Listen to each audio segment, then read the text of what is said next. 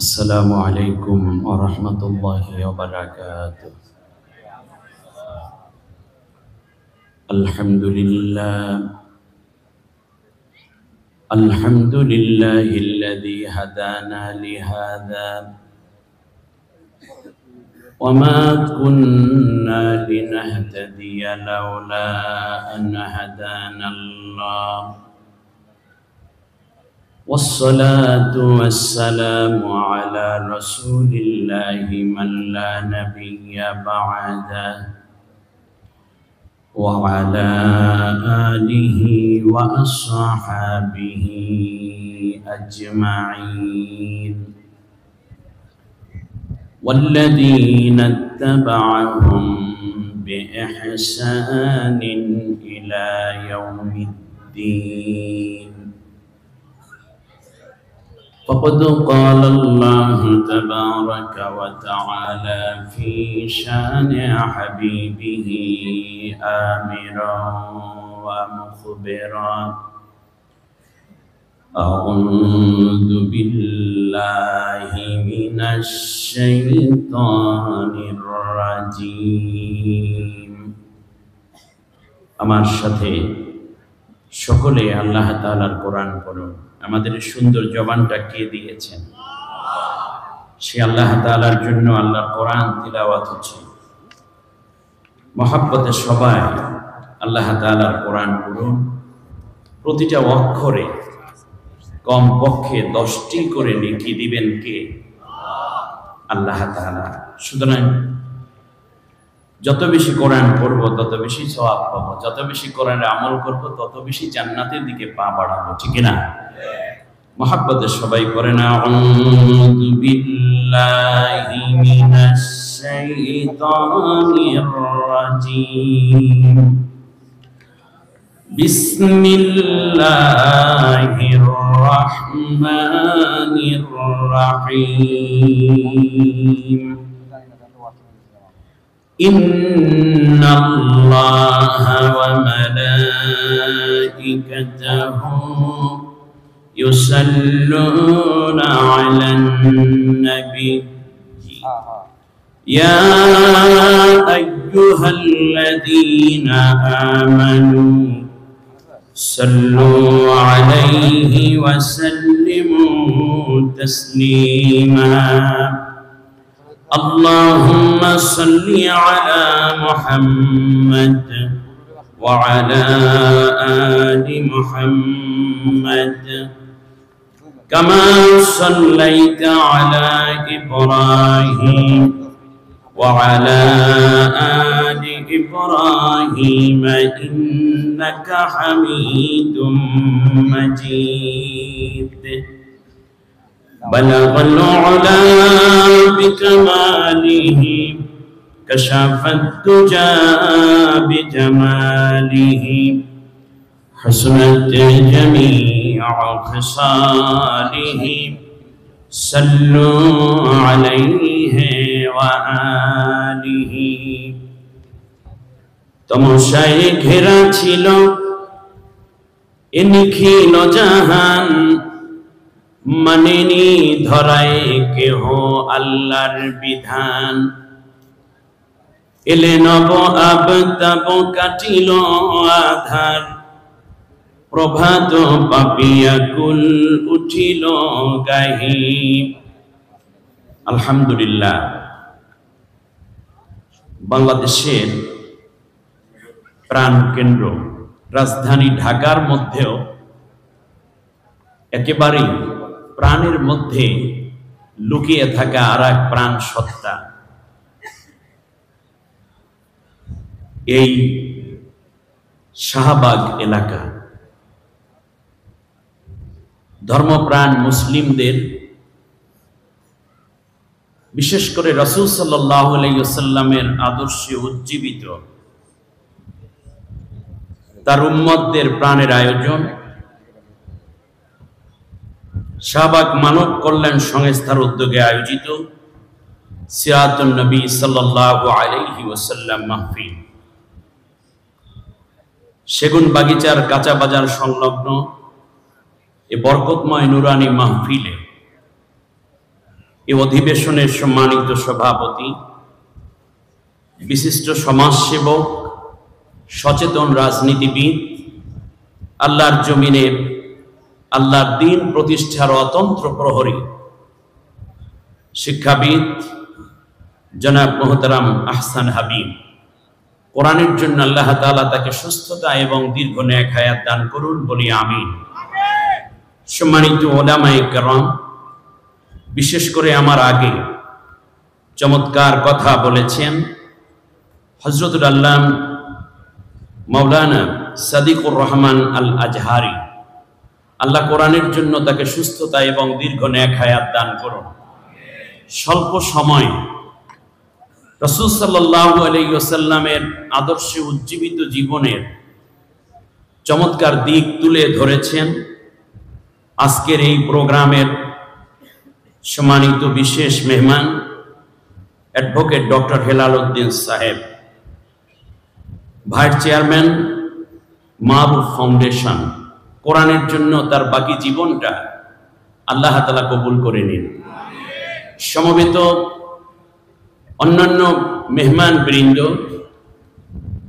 আয়োজিত এই মাহফিলে প্রাণ প্রিয় জাতির বিবেক সাংবাদিক বন্ধুগণ, আইন শৃঙ্খলা রক্ষায় নিয়োজিত পুলিশ এবং বিভিন্ন বিভাগের ভাইয়েরা, সমবেত রাসূল প্রেমিক, রাসূলের উম্মত এবং রাসূলের আদর্শে উজ্জীবিত জীবন পরিচালনায় নিজেদেরকে আরো বেশি সম্পৃক্ত করার আকাঙ্ক্ষায় আগত প্রিয় রাজধানীবাসী, পর্দার আড়ালের সম্মানিতা মা বোন, অন্যান্য ধর্মাবলম্বী ভাই বোনদেরকে আন্তরিক মোবারকবাদ জানিয়ে এই চমৎকার বিষয়ের উপরে আমাকে আলোকপাত করার জন্য দৃষ্টি আকর্ষণ করা হয়েছে।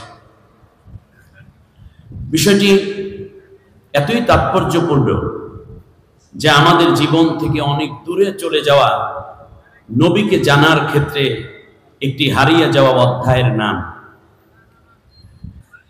রাসূল সাল্লাল্লাহু আলাইহি ওয়াসাল্লামের রাজনৈতিক জীবনের যে ধরনের কষ্ট সহ্য করেছিলেন এবং দ্বীন প্রচার এবং প্রসারের ক্ষেত্রে সর্বোপরি ইসলামী হুকুমত প্রতিষ্ঠায় তার উপরে অর্পিত দায়িত্বগুলো পালনের ক্ষেত্রে তিনি যেই কষ্ট সহ্য করেছিলেন তার বিভিন্ন দিক তুলে ধরার একটি ছোট্ট চেষ্টা, যাতে করে আল্লাহ তাআলা যেন রাসূল সাল্লাল্লাহু আলাইহি ওয়াসাল্লামের সেই জীবনী থেকে আমাদেরকেও দ্বীনের দায়িত্ব পালনের ক্ষেত্রে আরো বেশি কষ্ট সহিষ্ণু হয়েও দ্বীনের পথে চলার মতো যোগ্যতা, হিম্মত এবং সাহস দান করেন। আমরা সেই তৌফিক যেন আল্লাহ তাআলার কাছে পেতে পারি। মূলত এটাই হচ্ছে মূল উদ্দেশ্য। শুকরিয়া মহান মালিকের দরবারে, যিনি আমাদেরকে একটি প্রতিকূল পরিবেশের মধ্য থেকে আনুকূল্যতা দান করেছেন। জুলাই আগস্টের আন্দোলনে রক্ত ঝরা এবং জীবন দেয়ার যে ইতিহাস হয়েছে তার উপরে দাঁড়িয়ে আজকে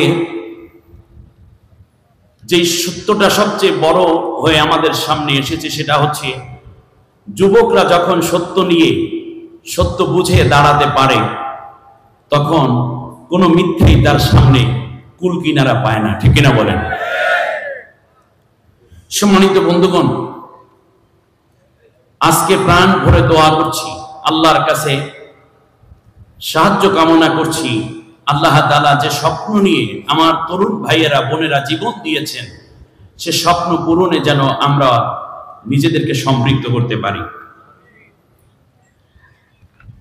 একেবারে সংক্ষিপ্ত কথা হচ্ছে, এই পৃথিবীতে যত নবী রসুল এসেছেন, সমস্ত নবী এবং রসুলদের টার্গেট ছিল আল্লাহ রাব্বুল আলামিনের দ্বীন প্রচার, প্রসার এবং প্রতিষ্ঠা করা। যেমনটা আল্লাহ রাব্বুল আলামিন বলছেন, ওয়ালাকাদ বাআথনা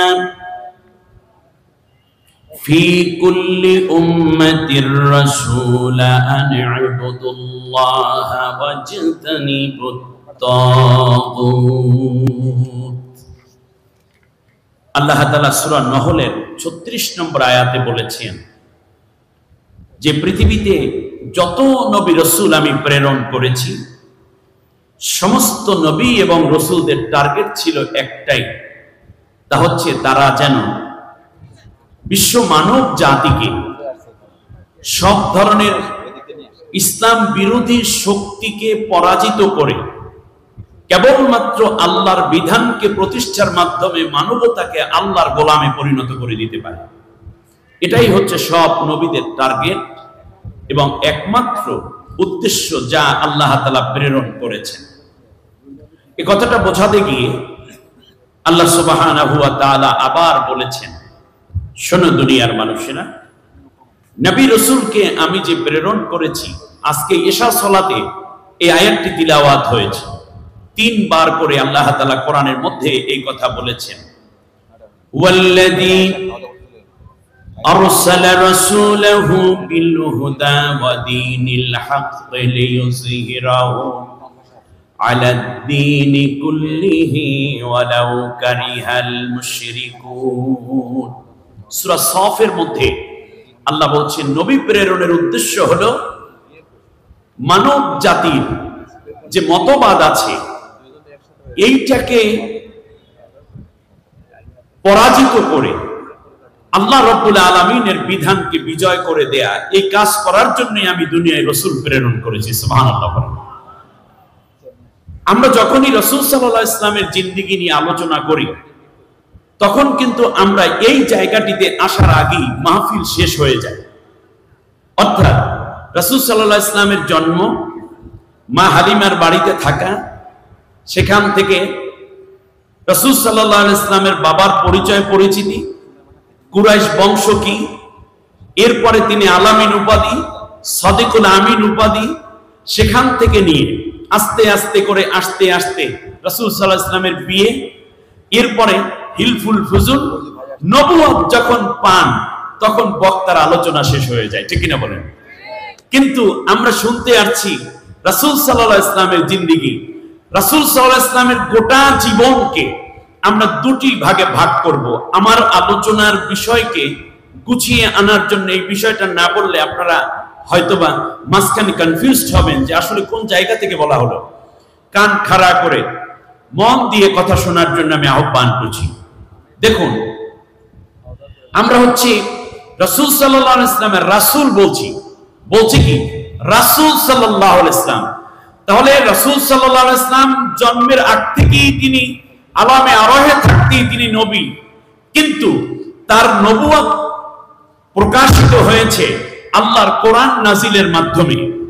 অতএব যখন থেকে কোরআন নাজিল হলো তখন থেকেই তিনি বললেন আমি রাসূল হয়েছি। আরবের মানুষেরা বোঝা শুরু করলো যে মুহাম্মদ এখন থেকে রাসূল হয়ে গেছে। এতদিন ছিল মুহাম্মদ বিন আব্দুল্লাহ, এজন্য তার কোনো রিস্ক ছিল না। ভালো করে বুঝুন, এই মুহাম্মদ বিন আব্দুল্লাহর কোনো শত্রু নাই। মুহাম্মদ বিন আব্দুল্লাহকে বলা হয় আল-আমিন, মুহাম্মদ বিন আব্দুল্লাহকে বলা হয় সাদিকুল আমিন। তার প্রতি সকলের দয়া আছে। কিন্তু যখন বলা হলো মুহাম্মদুর রাসূলুল্লাহ, সাথে সাথে গতকালকে সাদিকুল আমিনের মাথার উপরে আজকে আপন চাচা পাথর মেরে আক্রমণ শুরু করে দিল, নাম আবু লাহাব, ঠিক না বলেন? তাহলে আগের মুহাম্মদ বিন আব্দুল্লাহ আর মুহাম্মদুর রাসূলুল্লাহর মধ্যে পার্থক্যটা কি, এইটুকু যদি আমরা একটু ব্যাকগ্রাউন্ড তৈরি করে নিতে পারি, তাহলে আমার আলোচ্য বিষয়ের উপরে কথা বলাও সহজ, আপনাদের বোঝাও সহজ হবে নির্দিষ্ট সময়ের মধ্যে। সম্মানিত বন্ধুগণ, রাসূল সাল্লাল্লাহু আলাইহি ওয়াসাল্লাম যখন রাসূল বলে নিজেকে প্রকাশ করলেন, এই রাসূল বলার মধ্যে দোষটা কি?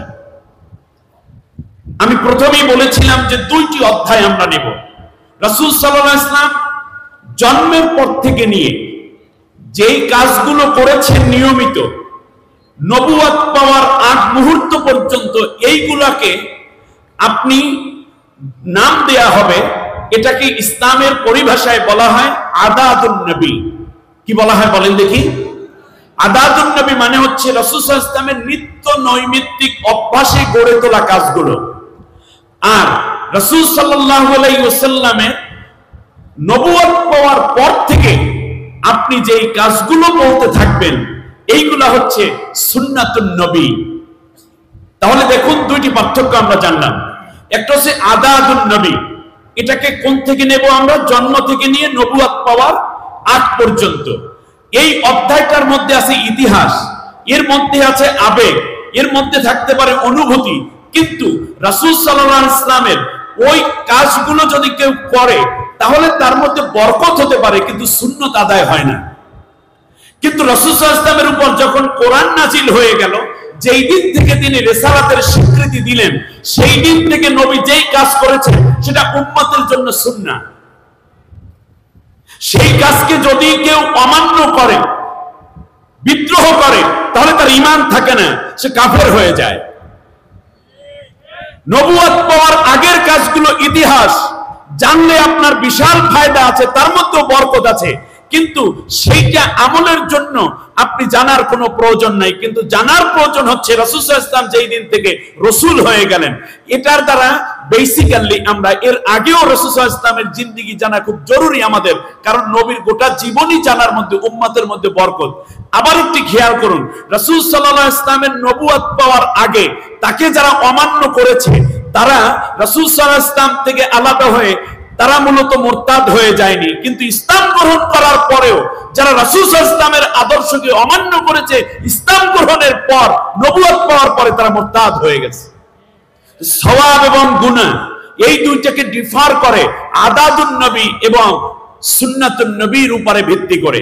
এখন আমাদের সমাজটা এমন হয়ে গেছে, আমরাও আলেম ওলামারা এমন যে আমরা সিরতের ভিতরে না এসে, সুন্নাহর ভিতরে না এসে ওইগুলো নিয়েই বেশি বেশি আলোচনা করি। হ্যাঁ, এগুলো করব, আলোচনা নবীর যা আছে, নবীর হাসিটা, নবী সাল্লাল্লাহু আলাইহি ওয়াসাল্লামের খানা, নবীর নখ কাটাটা, এটার মধ্যেও আমাদের বারাকা আছে। কিন্তু আমরা নবী সাল্লাল্লাহু আলাইহি ওয়াসাল্লামকে কোন দিক থেকে জানা জরুরি, সেই জায়গাটি থেকে আমরা যদি কাজ করি, তাহলে আল্লাহ রাব্বুল আলামিন বলছেন, আমি এই পৃথিবীতে तमाम নবী আলাইহিস সালামদেরকে আল্লাহ বলছেন আমি পাঠিয়েছি দুইটা কাজ নিয়ে। এক নম্বর হচ্ছে আনে আবুদুল্লাহ, সব মানুষ যেন আল্লাহর গোলাম হতে পারে, ওয়াজতানিবুত তাগুত, এবং তাগুত থেকে বাঁচতে পারে। আমরা প্রথমে তাগুতের পরিচয়টা জানলি, সংক্ষেপ হবে আজকের আলোচ্য বিষয়ের উপর আরো কিছু কথা বলা।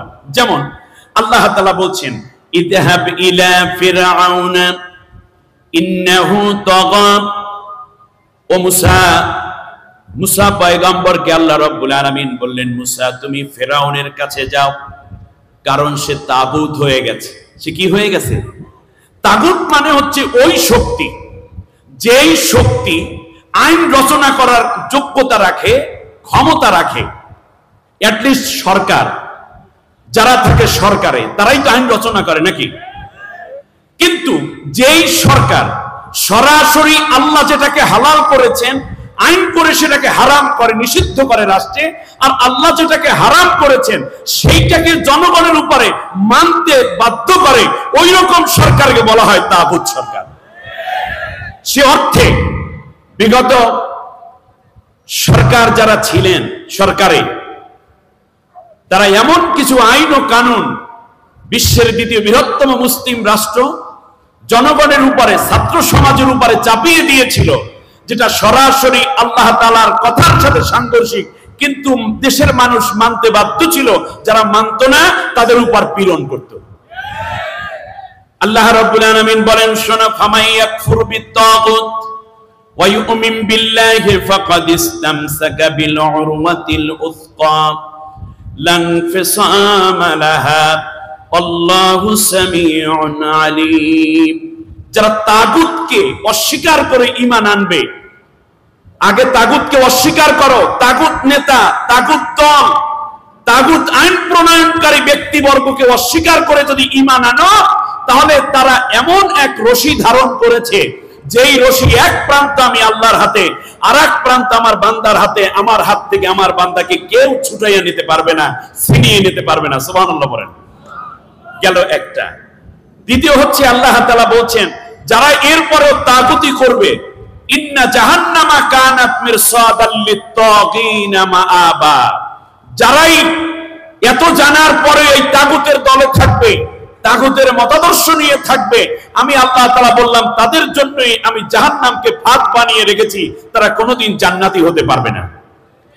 এই গেল তাগুতের অবস্থা। এখন তাহলে আমরা তাগুত কর্তৃক নবীদের উপরে অত্যাচার এবং পীড়নের ধারাবাহিকতা আছে, তারই ধারাবাহিকতায় রাসূল সাল্লাল্লাহু আলাইহি ওয়াসাল্লামের উপরে নির্যাতন আছে। এখন আমরা যদি যাই একেবারে গোড়ার দিকে, যেমন ইব্রাহিম খলিলুল্লাহ আলাইহিস সালাম, তাকে যে আগুনের মধ্যে পুড়িয়ে হত্যা করেছে তার নাম কি বলেন দেখি? নমরুদ। আপনাদের কথা কথা বলতে কষ্ট হচ্ছে না তো? আমি আমার আলোচনার মধ্যেই আছি। দেখুন, নমরুদ ইব্রাহিম আলাইহিস সালামকে আগুনে পোড়ায়, কারণ ইব্রাহিম আলাইহিস সালাম রাসূল, নবী। ইব্রাহিম আলাইহিস সালাম কি? নবী। এতদিন পর্যন্ত ইব্রাহিম আলাইহিস সালামের উপরে কোনো টর্চার নাই। যখন তিনি বললেন আমি নবী হয়ে গেছি, সাথে সাথে নমরুদ তাকে আগুনের মধ্যে ফেলে। নমরুদ, আপনারা কি নমরুদকে মহব্বত করেন না ঘৃণা করেন? না, ভালো করে বলতে হবে, ঘৃণা করেন। নমরুদ কয়জনকে আগুনে ফেলেছে? মাত্র একজনকে। আল্লাহ তাআলা আগুন শান্ত করে দিয়েছেন। কিন্তু 5 আগস্টের একটি দৃশ্যের কথা আমি বলতে চাই, যেটা ঘটেছে ব্রাক স্কুলের কাছাকাছি, এই যে বাড্ডা এলাকা, শাহবাগ এলাকা থেকে, মানে শাহজাদপুরের এলাকা দিয়ে গুলি করে রাস্তার মধ্যে তার পোষ্য পুলিশেরা, সরকারের পালিয়ে যাওয়া সরকারের পোষ্য পুলিশরা হত্যা করেছে। তারপরে বেশ কয়েকটি লাশ, কেউ বলছেন 7টি, কেউ বলছেন 9টি, কেউ 12টি, একটি ভ্যানের মধ্যে তোলা হলো। একদিকে হত্যা করা হলো, ভ্যানের মধ্যে তোলা সেই মৃত লাশগুলো আমার দেশের সোনার ছেলেরা ছিল, তারা আমার দেশের মেধাবী ছেলে ছিল, তারা আমার দেশের ভবিষ্যৎ ছিল এই ছাত্র সমাজ। তাদেরকে হত্যা করার পরে দুঃখজনক কত ইতিহাস এরা রচনা করে গেছে, একটু খেয়াল করে দেখুন। ভ্যানের উপরে উঠাইয়া, ভ্যানের সাথে যে রশি থাকে, রশি নিয়ে বেঁধেছে, তার উপরে ত্রিপল বিছিয়ে তারপরে আবার তাদেরকে নিয়ে যাওয়া হবে একটি পেট্রোল পাম্পে, পেট্রোল দিয়ে মৃতদেহের উপরে ভিজিয়ে দেওয়া হলো। তারপর রাস্তার মধ্যে আগুন ধরিয়ে দিয়ে আমার দেশের আগামী দিনের, আমার দেশের ভবিষ্যৎ প্রজন্মকে এইভাবে পুড়িয়ে হত্যা করেছে। একজনকে আগুনে ফেলে যদি নমরুদ তাগুত হয়, তাহলে বলুন একসাথে 12টা লাশ যারা পড়ালো তা কি হবে? খুব খেয়াল করুন। শুধু তাই, আমি আরেকটি কথা বলতে চাই। হযরতে মুসা আলাইহিস সালামকে আল্লাহ তাআলা পাঠালেন কার কাছে? ফিরআউনের কাছে। ফিরআউনের কাছে যখন যাওয়া হলো, এক পর্যায়ে আল্লাহ রাব্বুল আলামিন বলছেন, মুসার কথায় ঈমান আনলো যারা, তারা কে ছিল শোনো। ফামা আমানা লিমূসা ইল্লা যুররিয়াতুম মিন কওমিহি আলা খাউফিম মিন ফিরআউনা ওয়া মালাইহিম আইয়াফতিনাহুম। মুসা আলাইহিস সালাম দ্বীনের দাওয়াত দিচ্ছেন। মুসার কথায় অল্প সংখ্যক মানুষ ইসলামের দিকে আসলো। এই মানুষগুলো ছিল সমাজের যুবক শ্রেণী, যুররিয়াতান। আল্লাহ রাব্বুল আলামিন বলেন যুবক শ্রেণী মুসার দিকে বেশি ঝুঁকে পড়লো। সুবহানাল্লাহ। মুসা যখন জানতে পারলো অল্প কয়েকটা যুবক ছেলে ইসলামের দলে যোগদান করেছে, সাথে সাথে যুবকদেরকে গ্রেফতার করলো মোট 9 জন। কয়জন? ক্বালা আমানতুম লাহু ক্বাবলা আযানা লাকুম। 9 জনকে সামনে রেখে ফিরআউন বলল, শুনলাম তোমরা নাকি ঈমান গ্রহণ করেছো আমার কাছে না বলি। এখন তোমাদেরকে শাস্তি ভোগ করতে হবে। ফালা উকাত্তিআন্না আইদিয়াকুম ওয়া আরজুলাকুম মিন খিলাফিন ওয়া লা উসাল্লিবান্নাকুম ফি যুযু'ইন নাখল। সূরা তাহার 71 নম্বর আয়াতে আল্লাহ রাব্বুল আলামিন বললেন, যুবকরা থর থর করে কাঁপতেছিল, কিছুটা ভীতিও তাদের ভিতর কাজ করছে। এমন সময় হঠাৎ করে ফেরাউন ডাক দিয়ে বলল, শুনলাম তোমরা নাকি ইসলাম গ্রহণ করেছো। বলল, হ্যাঁ গ্রহণ করেছি। বলল, আমি তোমাদেরকে শাস্তি দেব, তোমাদের বিপরীত দিক থেকে হাত এবং পা কেটে ফেলবো, আর কাউকে আমি ফাঁসি দিয়ে দেব। বিপরীত দিক থেকে হাত পা কাটবে। যুবকরা আওয়াজ দিয়ে বলল, ফেরাউন, যেই কালেমা পড়েছি মুসার জবান থেকে নিয়ে, আল্লাহ ছাড়া কোনো ইলাহ নাই, আল্লাহ ছাড়া কোনো আইনদাতা নাই, বিধানদাতা নাই, হুকুমদাতা নাই, পালন কর্তা নাই, আল্লাহ ছাড়া সেজদা পাওয়ার কোনো ইলাহ নাই, মাবুদ নাই। অপরদিকে আমরা মুসা পয়গাম্বরকে রাসূল বলে স্বীকার করেছি। তুমি আমার বিপরীত দিক থেকে হাত পা কাটবা তো দূরের কথা, পায়ের তালু থেকে নিয়ে মাথার তালু পর্যন্ত যদি কেটে টুকরা টুকরা করে ফেলো, তারপরেও যে কালেমা পড়ে মুসলমান হয়েছি, এই কালেমা থেকে এক চুল পরিমাণ পৃথক হতে পারবো না। মুসা আলাইহিস সালামের এই অনুসারীদের 7 জনকে ফেরাউন বিপরীত দিক থেকে হাত কাটলো, পাও কাটলো। ওয়ালা উসাল্লিবান্নাকুম ফি জুযুইন নাখলা, এরপর দ্বিতীয় যে অর্ডারটা করেছে, কাউকে গাছের সাথে, খুরমা খেজুর গাছের সাথে ঝুলাইয়া ফাঁসি দেব। 2 জনকে ফাঁসি দিল। ফাঁসি দিয়েছে কয়জনকে? 2 জনকে। অপরাধ কি? ঈমান এনেছে, ঠিক না? তাগুতকে অস্বীকার করেছে।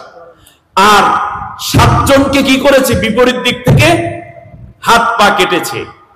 আশ্চর্যজনক খবর হলো, আরে 7 জন মানুষের হাত পা কাটার অপরাধে আমরা বলি ফিরাউন জাহান্নামী, ফিরাউন তাগুত। আর জুলাই আগস্টের আন্দোলনে যেই সমস্ত ছাত্র, যুবক, শিশুরা আহত হয়েছে বুলেটের আঘাতে, তাদের এই পর্যন্ত নিয়ে প্রায় 2324 জন। কত বলছি সংখ্যাটা? 2324 জন, যাদের শরীরের ভিতর বুলেট বিদ্ধ হয়েছিল। ডাক্তার বলেছে যে তোমার হাত কেটে ফেলতে হবে, পা কেটে ফেলতে হবে। তাহলে তাদের কারো হাত কাটা হয়েছে, কারো পা কাটা হয়েছে, কারণ বুলেট শরীরে থাকলে পুরো শরীর ক্যান্সার হয়ে যাবে এই আশঙ্কায় হাত পা কেটেছে 2324। আজকে রাজধানী উঠবে আপনি, কিংবা আপনি গুগলে চলে যান। আমি তো রাজধানীতে বসে কথা বলছি, মিডিয়ার ভাইয়েরা রয়েছেন, এখনো বিভিন্ন হাসপাতালে হাত পা কাটার জন্য অপেক্ষমান কেউ, অথবা কারো হাত পা কেটে হাসপাতালে পড়ে আছে। মাত্র 7 জনের হাত পা কাটার কারণে যদি পৃথিবীর সবচেয়ে বড় জঘন্য শাসক হতে পারে ফেরাউন, তাহলে যার কারণে 2324 জনের হাত পা কাটলো, সে কত বড় ফেরাউন হতে পারে চিন্তা করে দেখুন।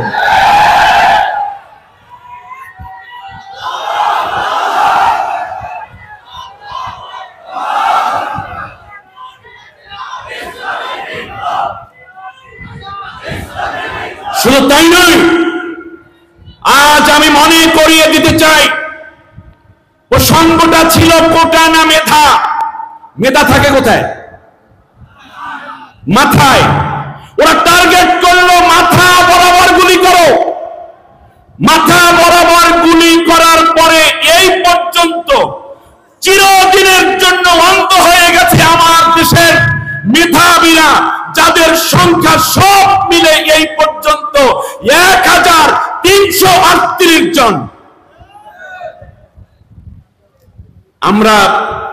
আমি এই গোটা কোরআনের অনুবাদ করার মানুষ, আল্লাহ আমাকে দিয়ে করিয়েছেন। আমি কোন শাসক, স্বৈর শাসক পাইনি যে তার রাষ্ট্রের বিরোধী এবং বিপরীতমুখী কিংবা তার সাথে অসামঞ্জস্যশীল মত এবং দলের লোকদেরকে চোখ তুলে অন্ধ করে এইভাবে অন্ধ করে গেছে, এইরকম শোষক আমি কোথাও পাই নাই। শুধু তাই, ইতিহাস পড়েছি, কওমে লূত, কওমে আদ, কওমে সামুদ, আসহাবুল উখদুদ, ফিরআউন, নমরুদ, হামান, আবু জেহেল, এদের ইতিহাস পড়েছি। কিন্তু একজন নির্দোষ মানুষকে কেবল ভিন্ন মতের হওয়ার কারণে আয়না ঘরের মতো নির্যাতন ছেড়ে নিয়ে জীবন থেকে জীবনী শক্তি বের করে দেয়, এরকম শত শত মানুষরা পীড়ন দিতে পারে, এইরকম স্বৈর শাসকের ইতিহাস কোরআনে হাদিসে নয়।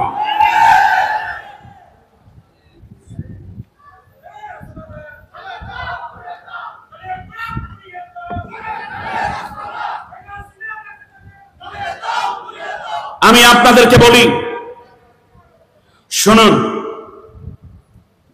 আল্লাহ সুবহানাহু ওয়া তাআলা এরপর বলছেন, শুনুন, তার রাসূল হওয়ার মধ্যে দোষটা কোথায়? এখানেই কথায়, এইটাই আমার প্রতিপাদ্য। এখানে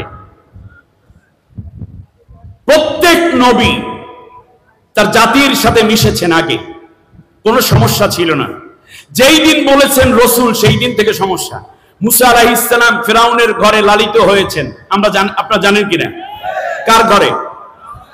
ফিরাউনের ঘরে 23 বছর। কত বছর? 23 বছর পরে মুসা আলাইহিস সালামকে যখন হত্যার পরিকল্পনা করলো, অন্য একটি হত্যাকে কেন্দ্র করে মুসা আলাইহিস সালাম হিজরত করলেন, মাদায়েনে চলে গেলেন। সেখান থেকেই ফিরাউনের পতনের ছক এঁকেছেন কে? আল্লাহ তাআলা। একটু মজার ব্যাপার বলি, 23 বছর হলো মুসা পয়গম্বরের উপরে নির্যাতন শুরু হলো, অথচ এই ফিরাউনই তাদেরকে মুসাকে খাওয়াইছে, পরিয়েছে, জামা কাপড় দিয়েছে, ঠিক কিনা বলেন? আমার কাছে খুব আশ্চর্য লাগে, বলতাম। সেটা হচ্ছে বিবেচনাবানদের জন্য কথা বলছি। 18 বছর এই গভর্নমেন্ট ক্ষমতায় ছিল, পলাতক গভর্নমেন্ট, ঠিক না? আচ্ছা, 18 বছর আগে যেই ছেলে মেয়েটি প্রাইমারিতে ভর্তি হতে গেল বা মাদ্রাসায় ক্লাস 1-এ ভর্তি হতে গেল, তার বয়স কত হবে? 5-6 বছর, ধরেন না 5 বছর। 5 আর এই 18 যোগ করলে কত হয়? 23। 18 বছর কত বছর? এই গভর্নমেন্টের বিরুদ্ধে লড়ছে যারা, তাদের বয়স কত হবে?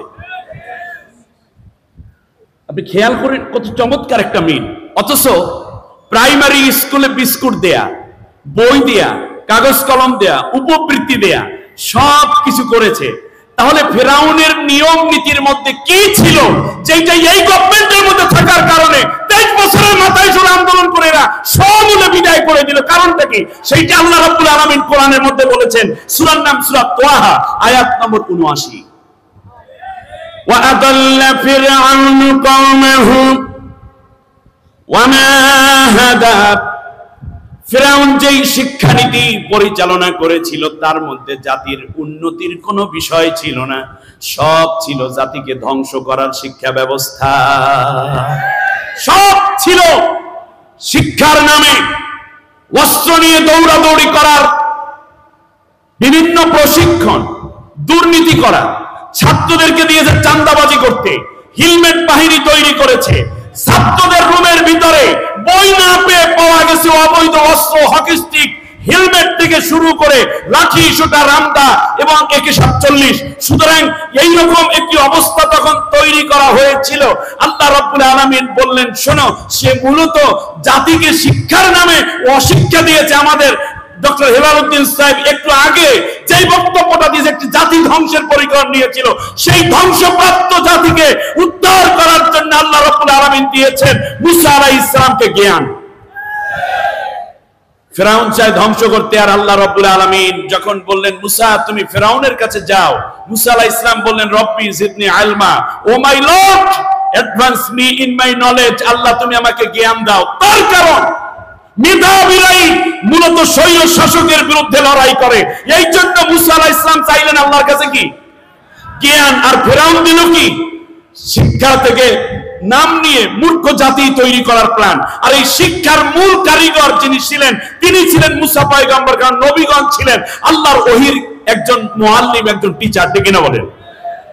যখন এই মেধা, একদিকে মেধা আর একদিকে দলালাত তথা অজ্ঞতা, মূর্খতার সয়লাব, সেই মুহূর্তে ফিরাউন কি কি কর্মনীতি দিয়ে তার ছাত্রদেরকে, ছাত্র সমাজকে টিকিয়ে রাখতো, সেই কথা বোঝাতে গিয়ে আল্লাহ সূরা শুআরার 38 এবং 39 নম্বর আয়াতে বলছেন, ফাজুমিআস সাহারাতু লিমিকাতি ইয়াউমিন মা'লুম ওয়া ক্বিলা লিন-নাসি হাল আনতুম মুজতামিউন। জাতির মধ্যে অ্যাডভার্টাইজমেন্ট করতো ফিরাউন, আমরা এখন নাচ হবে, গান হবে, ড্যান্স হবে, পহেলা বৈশাখে অনেকগুলো নাচানাচি হবে, 31st নাইট হবে, ভ্যালেন্টাইন্স ডে হবে, এমনি করে করে র্যাকটে হাবিজাবি কত কিছু হবে। আমরা মন্ত্রীরা যাব, প্রধানমন্ত্রীও যাবে, প্রেসিডেন্ট যাবে। তোমরা কি এই খেলাধুলার মধ্যে মত্ত থাকবে না? শিক্ষা বাদ দিয়ে শরীফার গল্প, ট্রান্সজেন্ডারের গল্প, এইরকম আলু ভর্তা বানাও, ডিম ভাজো, আর ব্যাংকের মতো লাপের শিক্ষা ব্যবস্থা চালু করো। জাতিকে মূর্খ বানানো যাবে। এই জন্য মেধাবীরা এখন আর মুসা পয়গম্বর আসবে না, ঈসা পয়গম্বর আসবে না, নূহ আলাইহিস সালাম আসবে না, ইব্রাহিম খলিলুল্লাহ আসবে না, মুহাম্মদুর রাসূলুল্লাহ সাল্লাল্লাহু আলাইহি ওয়াসাল্লাম আসবেন না। কিন্তু আল্লাহর নবীদের সিলসিলায় যারা এই নবীদেরকে বোঝে, নবীদেরকে ধারণ করে, তারা যখনই এইরকম তাগুতি শক্তির সয়লাব দেখে, জ্ঞানীরা বসে থাকতে পারে না। এই জন্য তাদের আন্দোলনের নাম হলো কোটা না মেধা। ঠিক না বলেন? কোটা না মেধা। বিজয় হবে কার? মেধার। এই জন্য আল্লাহর নবীকেও আল্লাহ রাব্বুল আলামিন চমৎকার করে জ্ঞানী বানিয়ে দিয়েছেন। নবীকে আল্লাহ রাব্বুল আলামিন কি করে পাঠালেন? নবী নিজেই বললেন, বুইস্তু মুআল্লিমা, আমি টিচার হয়ে এসেছি, আমি শিক্ষক হয়ে প্রেরিত হয়েছি। একটা মজার ব্যাপার আপনারা দেখেছেন, খেয়াল করেন, 350 জন এমপি তাদেরই। তার কারণ এমন একটি শাসন ব্যবস্থা। আল্লাহ রাব্বুল আলামিন বলেন, ইন্না ফিরআউনা আলা ফিল আরদ, ফিরআউনের রাষ্ট্র গঠনের মধ্যে এমন অবস্থা ছিল, তার সেক্রেটারিয়েটে, তার পার্লামেন্টে বিরোধী দল বলতে কেউ ছিল না। লাআলিন ফিল আরদ, একক ক্ষমতায় অধিষ্ঠিত ছিল ফিরআউন। শুধু তাই না, আল্লাহ সুবহানাহু ওয়া তাআলা খুব চমৎকার করে বলেছেন, ফিরআউন তো এক পর্যায়ে নিজেই হত্যাকারী হিসাবে আত্মপ্রকাশ করলো। মুসা আলাইহিস সালাম গিয়ে বললেন, আসেন আমরা এক আল্লাহর গোলাম হয়ে যাই। ফিরআউন বলল, তুমি রসুল হয়ে গেছো, তুমি নাকি রসুল হয়েছো। এইবার রসুলের ব্যাখ্যায় আসছি আমি। তুমি রসুল হয়েছে, এতদিন ছিল মুসা, কোনো অসুবিধা নাই। যখন রসুল বলছে তখনই বলছে, জারুনি, আমাকে ছেড়ে দাও, আক্তুল মুসা, আমি নিজেই মুসাকে হত্যা করে ফেলবো। সে তার আল্লাহকে ডাকুক, ইন্নী আখাফু আইয়ুবাদদিলা দীনাকুম, আমি ভয় করছি সে তোমাদের পুরো সংবিধান চেঞ্জ করে ফেলবে। নবীরা এসে কি চেঞ্জ করে? কি কাফেরের সংবিধান মানে নাকি আল্লাহর সংবিধান মানে? এই তো বুঝতে পেরেছেন নবীদের কাজ। আস্তে আস্তে একটু আগাচ্ছি, এবার একটু ধরেন তো দেখি। ফিরআউনকে, মুসা আলাইহিস সালামকে ফিরআউন হত্যা করতে যায়। আচ্ছা, হত্যা করার লোকের কি অভাব ছিল ফিরআউনের রাষ্ট্রে? কথা বলে না। ফাঁসি দেওয়ার জন্য লোক আছে না? ক্রসফায়ার দেওয়ার জন্য পুলিশ, র্যাব, গোয়েন্দা, ডিবি, ডিএসপি আছে না?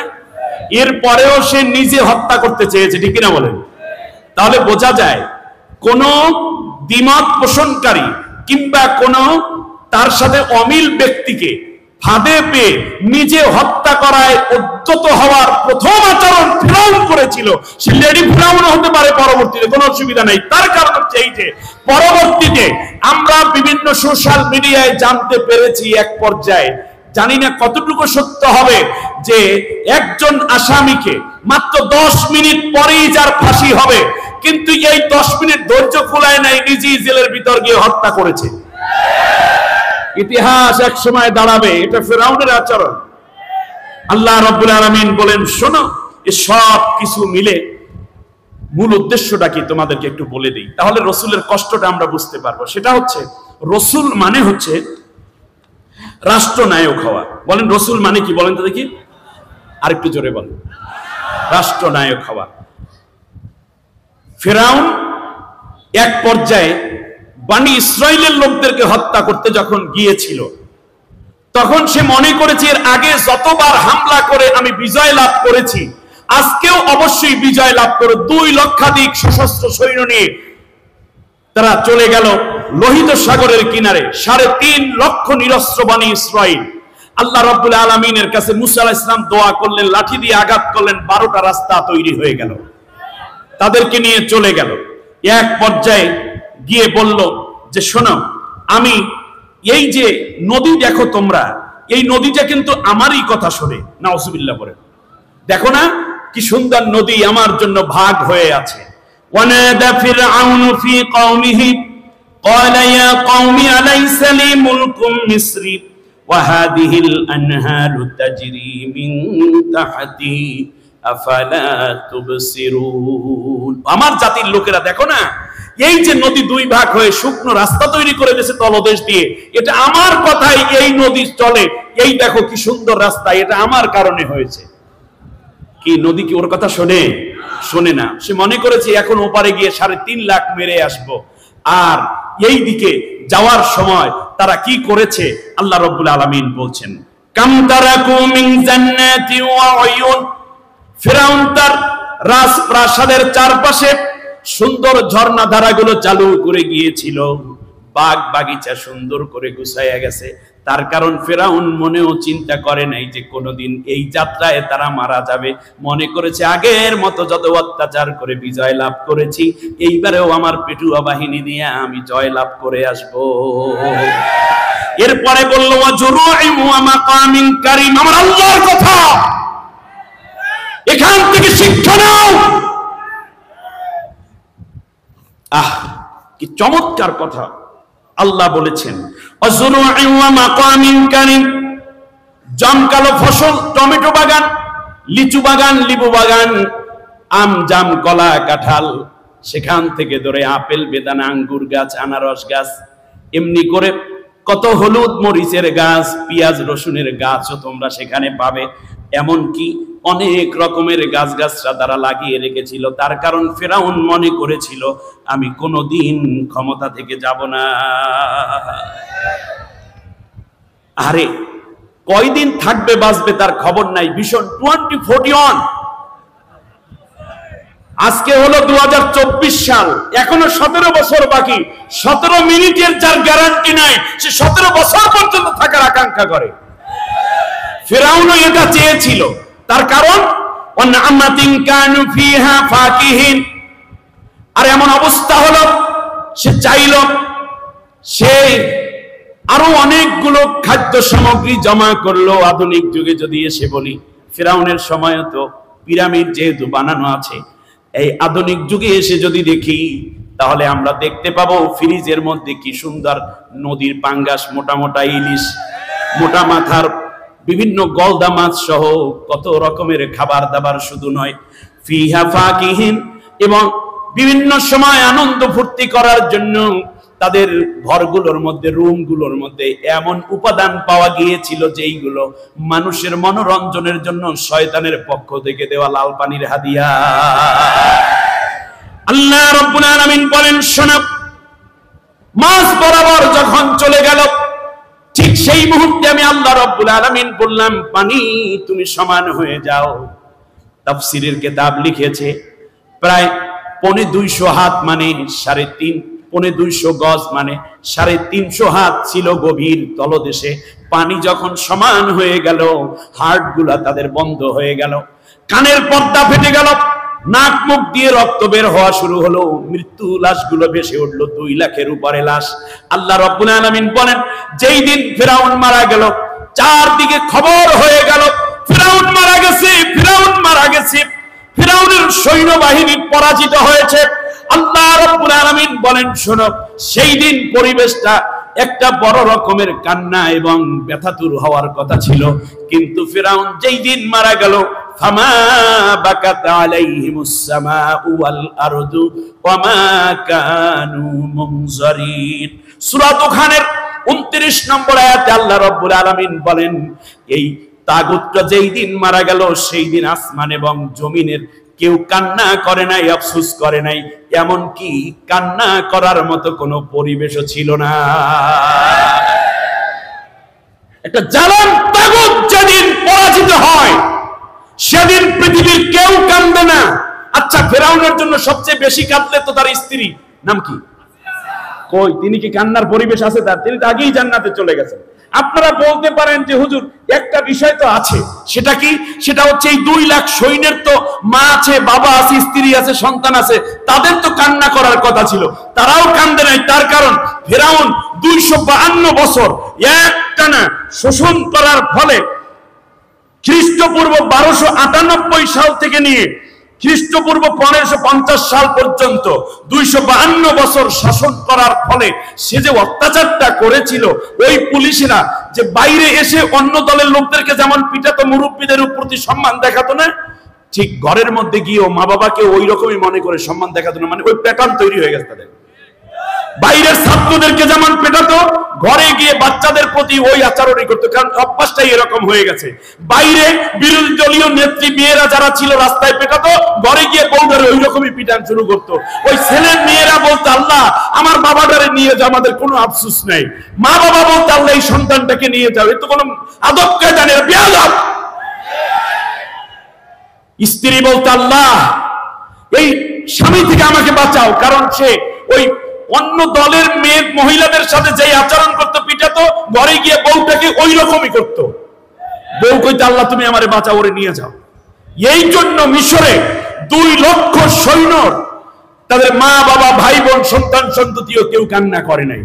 এমন কি কান্নার পরিবেশও ছিল না। কান্না কাটা না করে না করুক, কিছু একটা তো করছে, সেইটা আল্লাহ বোঝাচ্ছেন সূরা আনআমের 45 নম্বর আয়াতে। فَقُطِعَ دَابِرُ الْقَوْمِ الَّذِينَ ظَلَمُوا وَالْحَمْدُ لِلَّهِ رَبِّ الْعَالَمِينَ। সুবহানাল্লাহ। আল্লাহ রাব্বুল আলামিন বলেন, ফিরাউনের মৃত্যু সংবাদ, এমন কি তার সৈন্যবাহিনীর মৃত্যুর সংবাদ শুনে কেউ ইন্না লিল্লাহ পড়ে নাই, আফসোস করে নাই, ব্যথাও পায় নাই, হৃদয়ের মধ্যে কষ্ট আসে নাই, বরং সবাই আনন্দ চিৎকার করে বলেছিল আলহামদুলিল্লাহি রাব্বিল। আচ্ছা, এইরকম স্বৈর শাসক, আচ্ছা 5 আগস্টে আজকে রাজধানীবাসী আপনাদেরকে একটা সাক্ষী রাখতে চাই। 5 আগস্টে এইরকম একটি শোষণের পতনের পর আলহামদুলিল্লাহ যারা পড়ছেন, তারা একটু হাত উঁচু করে আল্লাহকে দেখান তো দেখি। সব মানুষ আলহামদুলিল্লাহ পড়েছে। আল্লাহু আকবার, আল্লাহু আকবার, আল্লাহ তুমি সাক্ষী থাকো। এবার আল্লাহ রাব্বুল আলামিন বলেন, এইবার শোনেন নির্যাতনের আমার একেবারে মূল জায়গাটা থেকে আবার শুরু করি। ফিরাউন, এদিকে তাকান, একেবারে পুরোপুরি আমার দিকে। ফিরাউন যখন মারা যাচ্ছিল, সব শেষ, শরীর সমাধি, একটাকে আল্লাহ বাঁচাই রাখছেন, ওইটার নাম ফিরাউন। এখন ফিরাউন বলতেছে আমানতু, সূরার নাম সূরা ইউনুস, আয়াত নম্বর 90। আমানতু আন্নাহু লা ইলাহা ইল্লাল্লাযী আমানাত বিহি বানু ইসরাঈল। আমি আল্লাহর উপর ঈমান আনলাম, তিনি ছাড়া আর কোনো ইলাহ নাই। আমি ওই আল্লাহর উপর ঈমান এনেছি, যেই আল্লাহর উপরে বনী ইসরাঈলের লোকেরা ঈমান আনার কারণে নাজাত পেয়ে গেছে, ওপারে চলে গেছে তিহ উপত্যকায়, এবং আমি এখন থেকে মুসলমান হয়ে গেলাম। তাহলে ফিরাউন আল্লাহর উপর ঈমান আনছে কি আনেনি? এবার আল্লাহ তাআলা কি বলছেন শোনেন, আল-আন ওয়াকাদ আসাইতা ক্বাবলু ওয়া কুনতা মিনাল মুফসিদিন। ও ফিরাউন, ফিরাউন তলদেশে, কিন্তু শুনতেছেন কে? আল্লাহ রাব্বুল আলামিন বললেন, ফিরাউন তুমি এখন ঈমানের কথা বলো, কিন্তু তুমি দুনিয়ায় ছিলা স্বৈর শাসক, বিরোধী দলের নেতা নেত্রীদেরকে তোমার কথা না মানার কারণে অত্যাচার করেছি। ইউসাব্বিহু আবনাআকুম, তাদের পুত্র সন্তানদেরকে হত্যা করেছো। ওয়া ইস্তাহি নিসাআহুম, আর তুমি তাদের নারীদেরকে জীবিত রাখতে ক্ষমতায়ন করতে। এমনকি দুনিয়ার বুকে নির্দোষ বহু শিশুদেরকে তুমি হত্যা করেছো। আর গত আন্দোলনে 250-র উপরে শিশু হত্যা হয়েছে, ঠিক কিনা বলে? আমার ভাইয়েরা খেয়াল করুন, আল্লাহ সুবহানাহু ওয়া তাআলা বলেন, তুমি এখন আমার উপরে ঈমানের দাবি করো, ওয়া কুনতা মিনাল মুফসিদিন, আর তুমি ছিলা দুনিয়ার বুকে স্বৈর শাসক, অতএব আমি তোমার ঈমান কবুল করব না। এর দ্বারা আল্লাহ রাব্বুল আলামিন বুঝাইয়া দিলেন, কোন স্বৈর শাসক যদি পরবর্তীতে কান্না করে, আল্লাহর কাছে তওবা করে ঈমান আনে, আল্লাহ রাব্বুল আলামিন তাদের ঈমান কবুল করে না। আল্লাহু আকবার। শুধু তাই না, আল্লাহ রাব্বুল আলামিন বলেন, ফালিয়াউমা নুনাজ্জিকা বিবাদানিকা লিতাকুনা লিমান খালফাকা আয়াত। তোমার লাশটাকে আমি শুটকি বানাইয়া রাখবো, পানি তোমাকে গালাবে না, মাটি ভক্ষণ করবে না, হাঙর কুমির তোমার লাশ খাবে না। তোমার লাশটা আমি শুটকি করে রাখবো, কিয়ামত পর্যন্ত তোমার মতো স্বৈর শাসক যারা আসবে তারা যেন তোমার থেকে শিক্ষা নিতে পারে। আর মুসা পয়গম্বরকে তুমি অস্বীকার করে নির্যাতন করেছিলা, আর একদল মানুষ যেন মুসা পয়গম্বরের অনুসারী হয়ে যেতে পারে। এর মাঝে দুইটা দল হয়ে যাবে, একদল মুসার অনুসারী আর একদল ফেরাউনের অনুসারী। এইবার বলুন দেখি আমরা কার চরিত্রে চরিত্রবান হব, ফেরাউনের মতো না মুসার মতো? আল্লাহ কবুল করুন, বলেন আমিন। দ্বিতীয় যেই কারণ সেইটাই বোঝা হলো সূক্ষ্ম বিষয়। ফেরাউন বলতেছে আমানতু আন্নাহু লা ইলাহা ইল্লাল্লাহ, আমি ঈমান আনলাম। আমানতু, আমি বিশ্বাস করি, দৃঢ়ভাবে বিশ্বাস করি যে আল্লাহ ছাড়া আর কোনো ইলাহ নাই। তাহলে তো কালমা পড়া হয়ে গেছে নাকি? না, ফেরাউন যে কথাটা বলে না সেটা হচ্ছে লা ইলাহা ইল্লাল্লাহ বলার পরে বলতে হবে মুসা কালিমুল্লাহ। সে আল্লাহর উপরে ঈমান আনে, কিন্তু মুসার আনুগত্য স্বীকার করতে সে রাজি না। কারণটা কি? খুব সূক্ষ্ম বিষয়। প্রিয় নবীর উম্মত ভাই এবং বোনেরা, খেয়াল করে শুনুন। কারণ যদি ওই সময় বলে যে আমি মুসাকেও নবী বলে স্বীকার করে নিলাম, রসুল বলে স্বীকার করে নিলাম, তাহলে ওই ফেরাউন হয়ে যায় মুসা আলাইহিস সালামের সাহাবী। জোরে বলেন কি হয়? যেমন নবীর উপরে ঈমান আনার কারণে আবু বকর কি হয়েছেন, ওমর কি হয়েছেন, সাহাবী হয়েছেন। তাহলে বলুন দেখি, আল্লাহ যদি ফেরাউনকে এই সময় বাঁচাইয়াও দিতেন, এরপরে যখন মিশরে যেতেন, তাহলে মিশরের রাষ্ট্র পরিচালনার চেয়ারে কে বসতেন? কারণ নবীর উপস্থিতিতে সাহাবী তো নেতৃত্ব দিতে পারেন না। ফেরাউন যাতে মাতাল তাহলে ঠিক, এর মানে আল্লাহ ছাড়া মাবুদ নাই, আল্লাহ ছাড়া মাবুদ লা ইলাহা ইল্লাল্লাহ, লা ইলাহা ইল্লাল্লাহ হাজার কোটি বার পড়ি। কিন্তু একবার যদি বলি মুসা কালিমুল্লাহ, তাহলে তো মুসা আমার নেতা হয়ে যায়, আমি তার মুক্তাদি হয়ে যাই, সাহাবী হয়ে যাই। সাহাবী হয়ে তো নবীর সামনে আর লিডারশিপ চলে না, নবীকে আমি নেতা মেনে নিলাম, অতএব আমার তো নেতৃত্ব থাকে না। এই কারণে বলে যে আল্লাহরে বুঝাইয়া যদি পার হইতে পারি ভালো, লাগলে মরে যাব, এরপরে মুসার হাতে নেতৃত্ব দেব না। ঠিক ধারাবাহিকতায় চলে আসছে। গতকালকে জন্মের পরপর যেই লোকটি চাচা সাউবিয়া নামক দাসীকে মুক্ত করে দিলেন, 1.5 ভরি স্বর্ণের আংটি দিলেন দাসীকে, সেই যখন শুনল বলল মুহাম্মদুর রাসূলুল্লাহ হয়ে গেছে, সাথে সাথে পাথর নিক্ষেপ করলো। তার কারণ হচ্ছে আরবের লোকেরা ভালো করে বুঝতে পেরেছে রসুল মানে হচ্ছে রাষ্ট্রের প্রধানের চেয়ারে বসবে, আর আমরা তার হুকুম মানব, তার অনুসারী হয়ে যাব, আর সে আল্লাহর বিধান অনুযায়ী দেশ চালাবে। তাহলে আমরা এই পর্যন্ত যতবার পড়লাম লা ইলাহা ইল্লাল্লাহ মুহাম্মাদুর রাসূলুল্লাহ, এই কথা বলার সাথে সাথে আপনি বোঝেন আর না বোঝেন, আপনি তো স্বীকৃতি দিয়েছেন যে আমি রাসূলের আদর্শ নিয়েই চলবো, আমি কেবল রাসূলের আদর্শ অনুযায়ী চলবো। এই কথাই তো মুহাম্মাদুর রাসূলুল্লাহর অর্থ। এরপরে আপনি অন্যের আদর্শ কেন কায়েম করছেন? যদি এটাই হয় তাহলে আপনি মুমিন হন নাই, আপনি ফেরাউনের মতো ঈমান এনেছেন। আমার কথা বুঝে আসছে? একজন সাহাবী চ্যালেঞ্জ করে গেলাম, একজন সাহাবীর নাম বলুন যিনি আল্লাহর নবীর কাছে এসে কালেমা পড়ার পরে তদানীন্তন রাষ্ট্র শক্তি যারাই ছিল তাদের আদর্শ মেনেছে, অথবা অন্য কারো আদর্শ ঈমান আনার পরে পালন করেছে। যদি আপনি দেখাতে পারেন তাহলে আপনার সাথে আমি চ্যালেঞ্জ করলাম। তার কারণ তারা আল্লাহর উপরে ঈমান আনার পরপরই রাসূল সাল্লাল্লাহু আলাইহি ওয়াসাল্লামের আদর্শের উপরে টিকে থাকতে গিয়ে জীবন দিয়েছেন, নির্যাতন সহ্য করেছেন, এমনকি দেশ ত্যাগ করে কখনো কখনো শাহাদাতের নজরানা পেশ করেছেন। তাহলে আপনি কেমন মুমিন? আল্লাহ রাব্বুল আলামিনের জন্য বলেছেন, শোনো, ফালা রাব্বিকা লা ইউমিনুনা হাত্তা ইউহাক্কিমুকা ফীমা শাজারা বাইনাহুম সুম্মা লা ইয়াজিদু ফী আনফুসিহিম হারাজাম মিম্মা কাদাইতা ওয়া ইউসাল্লিমু তাসলিমা। সূরা নিসার 65 নম্বর আয়াতে আল্লাহ রাব্বুল আলামিন বললেন, নবী তোমার রবের কসম। কার কসম? কে খায়? আল্লাহর কসম। আল্লাহ নিজে খেয়ে বলতেছেন, ওরা কশ্চিন কালেও মুমিন নয়, ওরা মুমিন না, ওরা মুমিন নয়। যারা তোমাকে দেখার পরে, তোমার উপরে ঈমান আনার পরেও সন্তুষ্ট চিত্তে তোমার দেওয়া আদর্শ এবং জীবন ব্যবস্থা তথা কোরআনের শাসন এবং অনুশাসনকে যারা সন্তুষ্ট চিত্তে মেনে নিতে পারে না, ওরা মুমিন হয় নাই, ওরা মুমিন হয় নাই। অন্য আয়াতে আল্লাহ রাব্বুল আলামিন বলেন, উলাইকা হুমুল কাফিরুনা হাক্কা, ওরাই হলো নির্ভেজাল কাফের।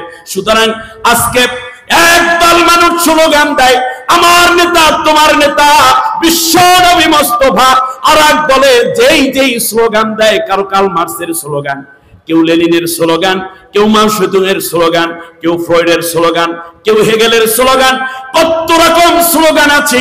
আপনি যদি বিশ্বাস করেন লা ইলাহা ইল্লাল্লাহ মুহাম্মাদুর রাসূলুল্লাহ, তাহলে আপনার জীবন জিন্দেগিতে অন্য কোন নেতা থাকবে না, একমাত্র মুহাম্মাদুর রাসূলুল্লাহই হবেন। আপনার আদর্শের বাইরে অন্য কারো আদর্শ মানলে আপনি মুমিন হতে পারেন নাই। আমি বাস্তবতার নিরিখে একটা ছোট্ট উদাহরণ দেই। দেখুন, আব্দুল্লাহ ইবনে উবাই নাম শুনেছেন আপনারা? এই লোকটা কি নবীর উপর ঈমান এনেছে না? দাড়ি রেখেছিল না? টুপি পরতো না? পাঞ্জাবি পরতো, নবীর সাথে তাহাজ্জুদ পড়তো, নবীর সাথে রোজা ইফতার করতো, রাসূল সাল্লাল্লাহু আলাইহি ওয়াসাল্লামের সাথে ইতিকাফ করতো, নবীর সাথে জিকিরে ফিকিরে ওঠা বসায় তাসবিহ তাহলিলও শামিল হতো। এমনকি নবীর রাষ্ট্রে মদিনায় সে ছিল, নবীর আইনও মেনেছে, অর্থাৎ কোরআনের আইনও মেনেছে, কিন্তু পার্থক্য ছিল শুধু একটাই, সন্তুষ্ট হতে পারে না।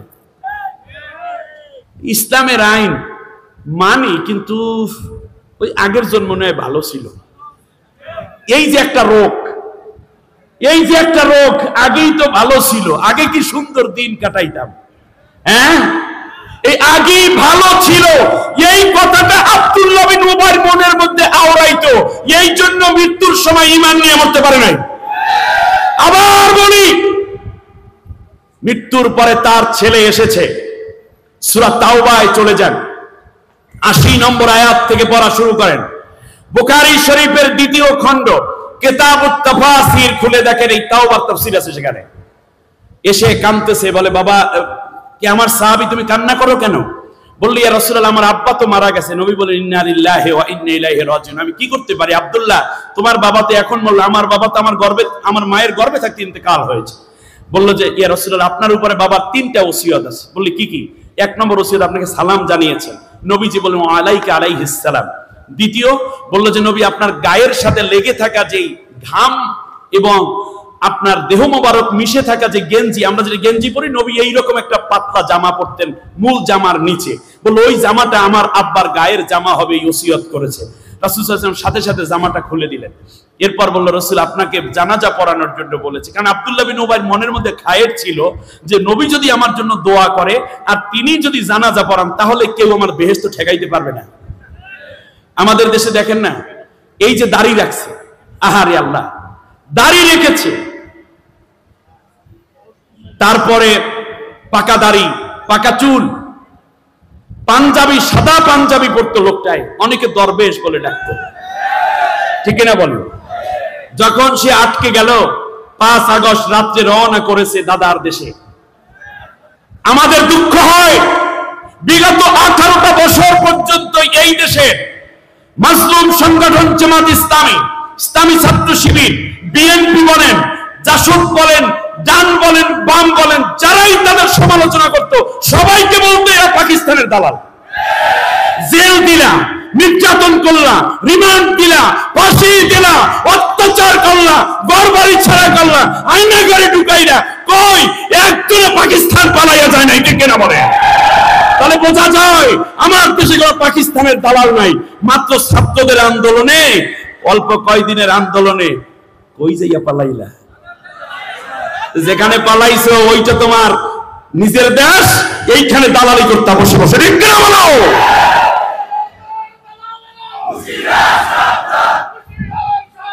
শুনুন, আমি কথা বলি খুব কাটসাট, এবার শুনুন। কোন জায়গায় রাখলাম যেন?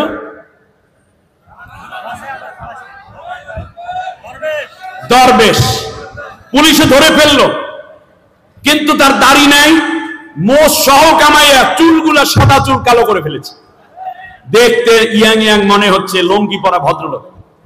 এক পর্যায়ে তাকে রিমান্ড দেয়া হলো। এই যে ডিমের দাম বাড়ছে, প্রিয় ঢাকাবাসী আফসোস করেন না, কারণ ডিমের দাম আরো বাড়ার সম্ভাবনা আছে। আমি চিন্তা করলাম ডিম যায় কোথায়, একটা জায়গায় তো যায়, ঠিক কিনা বলেন, অনেক কাজে লাগতেছে। একটা পর্যায়ে শেষ পর্যন্ত দেখা গেল, জিজ্ঞেস করলো, স্যার এইটা কি করলেন, দাড়িটা কামালেন কেন আপনি? আর যাই হোক, পুলিশের ভাষায় জিজ্ঞেস বললো যে শোনো, নামাজ রোজা তো কিছু করো না, মাসলা মাসাইল কিচ্ছু জানো না। বলে স্যার কি জানি না বলেন। বললো যে শোনো, জান বাঁচান ফরজ আর দাড়ি রাখা সুন্নাত। আমি ফরজকে বাঁচাইতে যাই আর সুন্নাত রেখে বলেছি। আর একজন আগে দাড়ি ছিল না, উনি মোটামুটি সুন্নত উঠাইয়া টুপি একটা পাশে রাইখা কলা পাতার উপরে গভীর ঘুমে নিমগ্ন রইয়াছে। পোলা বাইনে কারাজানি ধরে ফাটাই দিয়েছে আবার। যাই হোক, এই যে একটা পরিণতি, শুনুন, আপনি যদি বলে থাকেন মুহাম্মদুর রাসূলুল্লাহ, তাহলে ওই আব্দুল্লাহ ইবনে উবাই আল্লাহর নবী রওনা করেছেন। সংক্ষিপ্ত কথা হচ্ছে, নবী যাচ্ছেন, পেছন দিক থেকে টেনে ধরেছে ওমর রাদিয়াল্লাহু তাআলা। নবী কোথায় যান? এর জানাজা পড়তে যান আপনি? নবীজি বললেন, আল্লাহ নিষেধ না করা পর্যন্ত আমি যাব। জানাজা পড়লেন, 1000-এর উপরে সাহাবী উপস্থিত। লাশ রাখার পরে নবী তার আগে দেখলেন মুখটা হা করা, তার লালা মোবারক এনে আব্দুল্লাহ ইবনে উবাইর মুখের মধ্যে দিয়ে মুখটা এভাবে বন্ধ করে দিলেন। তখনই কেবল তার মুখ বন্ধ হয়েছে। মুখের মধ্যে নবীজির লালা মোবারক, গায়ের মধ্যে নবীজির জামা। জানাজা পড়ালেন নবী। এবার নবী কাঁদতেছেন, চোখের পানি ছেড়ে। সাহাবীরা কয় আমিন আমিন। নবী দোয়া করে মাফ করে দাও, আর সাহাবীরা বলতেছে আমিন। আবু বকর, ওমর, ওসমানরা বলতেছে আমিন। এই দোয়া মিস হওয়ার কোনো সম্ভাবনা আছে? নাই। আল্লাহ রাব্বুল আলামিন বললেন, ইস্তাগফির লাহুম আও লা তাস্তাগফির লাহুম ইন তাস্তাগফির লাহুম ৭০ মাররাতান ফালা ইয়াগফিরাল্লাহু লাহুম। নবী তুমি ওর জন্য দোয়া করো আর না করো, ৭০ বার দোয়া করলো আমি কোশ্চিন কালেও মাফ করব না। এর মানে কি তার নামাজ কম ছিল? আব্দুল্লাহ ইবনে উবাইর জামা খাটো ছিল, শার্ট প্যান্ট ছিল, দাড়ি কামানো ছিল, টুপি মাথায় ছিল না, এরকম হয়েছে? হয় নাই। তাহাজ্জুদও মিথ ছিল না। শুধুমাত্র আল্লাহর নবীর আদর্শ, আল্লাহর নবীর অর্থনীতি, আল্লাহর নবীর দেয়া রাজনীতি, আল্লাহর নবীর দেয়া সমাজনীতি, আল্লাহর নবীর দেয়া শিক্ষানীতি সে মেনেছে, কিন্তু সন্তুষ্ট হইতে পারে নাই। আর আপনার অবস্থা যদি এই হয়, আপনি তো মানেনি না, বরং আপনি তার বিরুদ্ধে অন্য আইন দাঁড় করাইয়া সেইটা পাস করার জন্য চেষ্টা করছেন। আর যারা আল্লাহর নবীর আদর্শ কায়েম করতে চায়, আপনি তাদেরকে ফাঁসি দিচ্ছেন, হত্যা করছেন, কটাক্ষ করছেন, এমনকি তাদেরকে তুচ্ছ করছেন। আপনি কি তাহলে আর মুমিন রইতে পারলেন? নবী যে মুনাজাত ছেড়ে দিলেন। শুনুন, নবী হেঁটে যাচ্ছেন, আল্লাহ তাআলা বলেন, ওয়ালা তাকুম আলা কবরিহি ওয়ালা তুসাল্লি আলা আহাদিম মিনহুম মাতা আবাদা। নবী, যে তোমাকে সন্তুষ্ট চিত্তে নেতা মানতে পারেনি, বিধিবিধান মানতে পারেনি, তুমি তাদেরকে কোনোদিন তাদের জানাজায় আর পড়তে আসবে না। তার কারণ আমি আল্লাহ তার ইমানই কবুল করি নাই। তাহলে ইমানের শর্ত দুইটা। একটা হলো নিরঙ্কুশ ভাবে আল্লাহ তাআলাকে প্রভু বলে স্বীকার করার সাথে সাথে আল্লাহর নবীকে জীবন পরিচালনার আদর্শ নেতা হিসাবে মেনে নিতে হবে। এইটা যে মানে না, সে ইমানদার নয়। আল্লাহর নবী আরেকটু হেঁটে যাচ্ছেন, মনে কষ্ট। আল্লাহ রাব্বুল আলামিন বললেন, নবী গো, কোনদিন আর এইরকম লোকের কবরস্থান জিয়ারতে তুমি আসবে না। ওয়ালা তাকুম আলা কবরিহি মাতা আবাদা। কোনদিন তুমি এদের কবর জিয়ারত করতে আসবে না, কারণ এরা হলো জাহান্নামী। ইন্নাল মুনাফিকিনা লাকাযিবুন। মুনাফিকরা হচ্ছে ঈমানের ব্যাপারে মিথ্যাবাদী। তাহলে দেখুন, তার রাসূলের কাজটা কি? রাসূল মানে হচ্ছে নেতা, রাসূল মানে হচ্ছে রাষ্ট্রনেতা, রাসূল মানে হচ্ছে ওই রাষ্ট্রটায় যেখানে তিনি আছেন সেই জায়গাটায় আল্লাহর বিধান অনুযায়ী দেশ পরিচালনা করবেন। সবাই তার নেতৃত্বে ওইটাই সহযোগী হবে। যারা সহযোগী হবেন তারা হইলেন সাহাবী। আর নবীর আনুগত্য এবং নবী সাল্লাল্লাহু আলাইহি ওয়াসাল্লামকে অনুসরণ করে তারা চলবে। এটাই ছিল কালেমার দাবি। কারণ আপনি আমি যেই দিন কালেমা পড়েছি সেই দিন একটা কথা বলেছি, আপনারা ভুলে গেছেন হয়তো, আমি মনে করিয়ে দেই। লা ইলাহা ইল্লাল্লাহ মুহাম্মাদুর রাসূলুল্লাহ বলার পরে কালেমায় আমরা একটা ইমানে মুজমাল পড়েছিলাম, মনে পড়ে আপনাদের? সেখানে কি বলেছেন বলেন দেখি? ওয়াকাবিলতু, একটু খেয়াল করেন, ওয়াকাবিলতু জামিয়া আহকামিহি ওয়া আরকানিহি, এটা বলেছিলেন কিনা? কবিলতু মানে আমি কবুল করে নিলাম, জামিয়া মানে সমস্ত, আহকামিহি আল্লাহর যত হুকুম আছে, কোরআনের মধ্যে যত মুহকামাত আয়াত আছে, চোরের শাস্তির কথা আছে, ডাকাতের শাস্তির কথা আছে, মাদক দ্রব্যের বিরুদ্ধে কথা আছে, সুদের বিরুদ্ধে কথা আছে, দুর্নীতির বিরুদ্ধে কথা আছে, অন্যায় হত্যার বিরুদ্ধে কথা আছে, জুলুমের বিরুদ্ধে কথা আছে, ধর্ষণের বিরুদ্ধে কথা আছে, ডাকাতের বিরুদ্ধে কথা আছে, এমনকি ন্যায় এবং ইনসাফের পক্ষে কথা আছে। এই কথা আল্লাহ আমি সব হুকুম মেনে নিলাম, এই কথা বলে আপনি কিন্তু কালেমা গ্রহণ করেছেন। কিন্তু দুঃখজনক ভাবে আপনি এই কালেমা গ্রহণ করার পরে আল্লাহর হুকুম তো মানেনি না, বরং আল্লাহর হুকুমের বিরুদ্ধে আপনি আইন পাস করেন। তাহলে আপনার আর ফিরআউনের মধ্যে পার্থক্যটা কোথায়? এখন রসুল অর্থ কি? গতকালকে মোহাম্মদ বিন আব্দুল্লাহ কোনো দোষ নাই, তিনি সদিকুল আমিন, সদিকুল আস্তাক। কিন্তু যখনই কইল আমি মোহাম্মদুর রসুল হয়ে গেছি, আবু জাহেল, আবু লাহাব, উতবা, সাইবা, রবিয়া, আবু সুফিয়ান সহ অন্যান্য যারা তদানীন্তন ছিল সবাই মনে করলো হায় হায়, এখন তো মুহাম্মাদের আনুগত্য করতে হবে। তাহলে ঠিক কিনা বলেন? তাহলে এই জায়গাটাই তাদের বাধা ছিল, এই বাধার জায়গাটা এতই তীব্র ছিল, আজও পর্যন্ত সেটা আছে। দেখুন, সেই দিন থেকে আদম আলাইহিস সালামের পক্ষে আল্লাহ তাআলার ফেরেশতারা ছিল, বিপরীতে ছিল ইবলিস, ঠিক না বলেন? মুসা আলাইহিস সালামের পক্ষে জাতির লোক কিছু ছিল, বিপরীতে ছিল ফেরাউন। ইব্রাহিম আলাইহিস সালামের পক্ষে কিছু লোক ছিল, আবার বিপরীতে ছিল নমরুদ। হযরত ঈসা আলাইহিস সালামের পক্ষে কিছু লোক ছিল, বিপরীতে ছিল দাকিয়ানুস বাদশা। মুহাম্মদ সাল্লাল্লাহু আলাইহি ওয়াসাল্লামের পক্ষে কিছু লোক ছিল, বিপরীতে ছিল ফেরাউন, আবু জেহেল এবং তার দোসররা, ঠিক কিনা বলেন?